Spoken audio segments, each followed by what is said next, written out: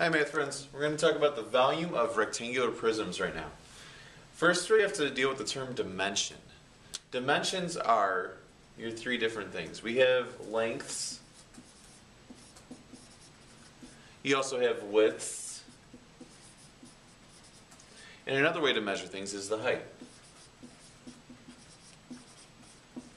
When we dealt with area, we only dealt with two dimensions at a time. Now we're dealing with volume, so we're going to deal with all three.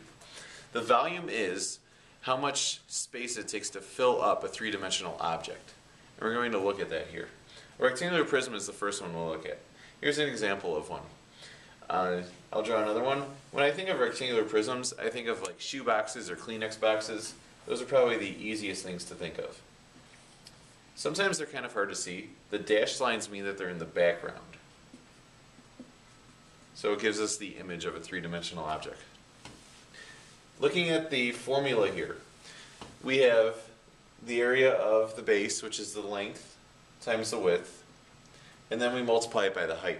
So we take that length times the width and multiply it by the height, and we get all of that space inside there. So we could say we have the volume is length times width times height. Let's take a look at a couple examples too. Finding the volume of these two figures. Let's look at the first one.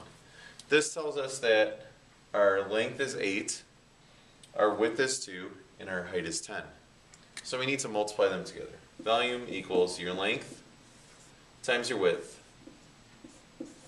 times your height. Let's just go straight across. 8 times 2 is 16. 16 times 10 is 160. What units should we put on there?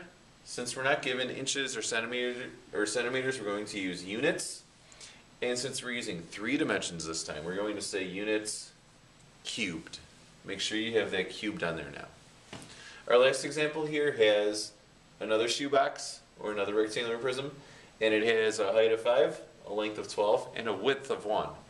So our volume here, we're going to multiply these together. Length times width times height. 12 times 1 times 5. Well, 12 times 1 is 12, and 12 times 5 is 60. And what should our units be again? That's right, we should have units cubed.